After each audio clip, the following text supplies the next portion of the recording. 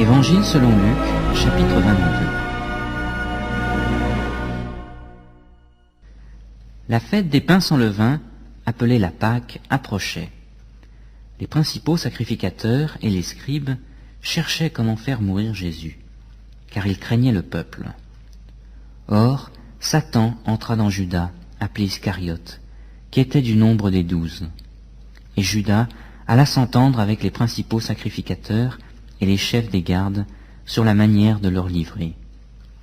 Ils furent dans la joie et convinrent de lui redonner de l'argent.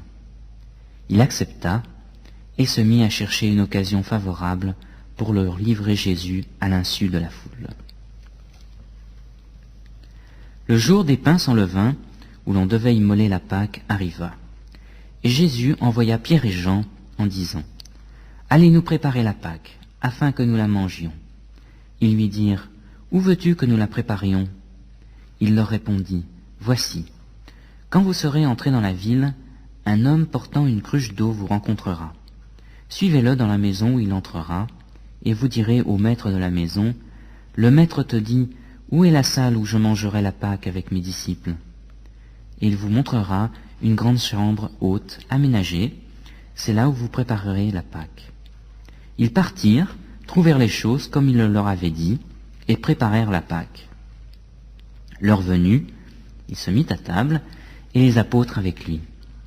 Il leur dit : « J'ai désiré vivement manger cette Pâque avec vous, avant de souffrir, car je vous le dis, je ne la mangerai plus, jusqu'à ce qu'elle soit accomplie dans le royaume de Dieu. » Il prit une coupe, rendit grâce et dit : « Prenez cette coupe, et distribuez-la entre vous, car je vous le dis, je ne boirai plus désormais du fruit de la vigne, jusqu'à ce que le royaume de Dieu soit venu. » Ensuite, il prit du pain, et après avoir rendu grâce, il le rompit, le leur donna en disant : « Ceci est mon corps, qui est donné pour vous. Faites ceci en mémoire de moi. » De même, il prit la coupe, après le repas, et la leur donna, en disant : « Cette coupe est la nouvelle alliance en mon sang, qui est répandue pour vous. Cependant, voici, celui qui me livre est à cette table avec moi. Le Fils de l'homme s'en va, selon ce qui est déterminé, mais malheur à cet homme-là, par qui il est livré. » Et ils commencèrent à se demander les uns les autres qui était celui d'entre eux qui allait faire cela. Il s'éleva aussi parmi eux une contestation. Lequel d'entre eux devait être estimé le plus grand ? Jésus leur dit : « Les rois des nations les dominent, et ceux qui ont autorité sur elles se font appeler bienfaiteurs. Il n'en est pas de même pour vous, mais que le plus grand parmi vous soit comme le plus jeune, et celui qui gouverne comme celui qui sert. Car qui est le plus grand, celui qui est à table ou celui qui sert ? N'est-ce pas celui qui est à table ? Et moi, cependant, je suis au milieu de vous comme celui qui sert. Vous êtes ceux qui avez persévéré avec moi dans mes épreuves. C'est pourquoi je dispose du royaume pour vous, comme mon Père en a disposé pour moi, afin que vous mangiez et buviez à ma table dans mon royaume, et que vous soyez assis sur des trônes pour juger les 12 tribus d'Israël. Simon, Simon, Satan vous a réclamé pour vous passer au crible comme le blé. Mais j'ai prié pour toi, afin que ta foi ne défaille pas. Et toi, quand tu seras revenu à moi, affermis tes frères. Seigneur, lui dit Pierre, je suis prêt à aller avec toi, en prison et à la mort.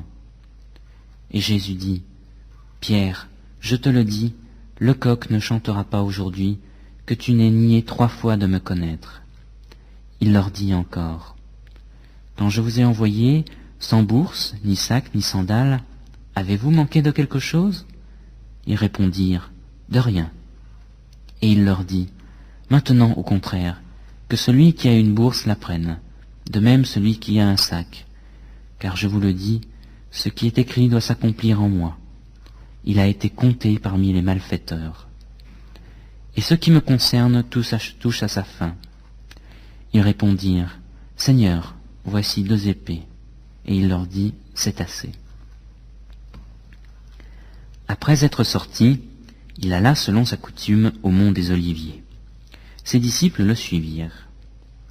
Arrivé à cet endroit, il leur dit « Priez, afin de ne pas entrer en tentation. » Puis il s'écarta d'entre eux, d'environ un jet de pierre, se mit à genoux et pria, en disant « Père, si tu le veux, éloigne de moi cette coupe. Toutefois, que ce ne soit pas ma volonté. » Alors un ange lui apparut du ciel pour le fortifier.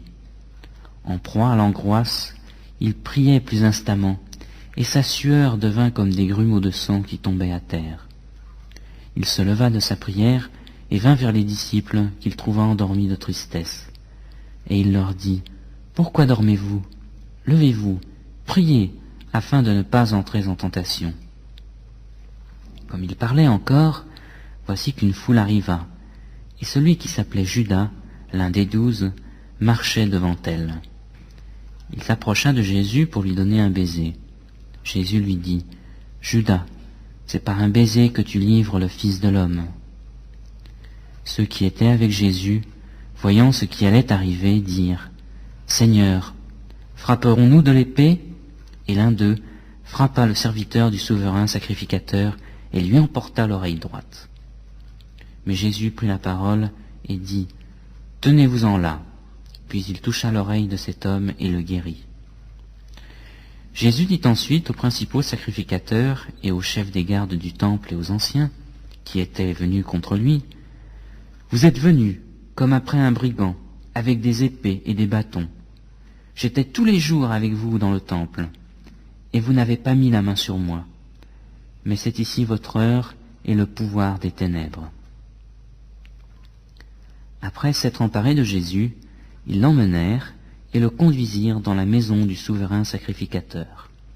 Pierre suivait de loin. Ils allumèrent du feu au milieu de la cour et s'assirent. Pierre s'assit au milieu d'eux. Une servante qui le vit assis devant le feu le fixa et dit, « Cet homme était aussi avec lui. » Mais il le nia en disant, « Femme, je ne le connais pas. » Peu après, un autre le vit et dit, « Tu es aussi de ces gens-là » Et Pierre dit à l'homme, « Je n'en suis pas. » Après un intervalle d'environ 1 heure, un autre encore insistait. Certainement cet homme était aussi avec lui, car il est galiléen. Pierre répondit, « Toi, je ne sais pas ce que tu veux dire. » Au même instant, comme il parlait encore, le coq chanta. Le Seigneur se retourna et regarda Pierre. Et Pierre se souvint de la parole que le Seigneur lui avait dite. « Avant que le coq chante aujourd'hui, tu me renieras 3 fois. » Il sortit, et dehors il pleura amèrement. Les hommes qui tenaient Jésus se moquaient de lui et le frappaient. Ils lui voilaient le visage et l'interrogeaient en disant « Devine qui t'a frappé ?» Et ils proféraient contre lui beaucoup d'autres blasphèmes. Quand il fit jour, le collège des anciens du peuple, les principaux sacrificateurs et les scribes s'assemblèrent et firent amener Jésus devant le Sanhédrin.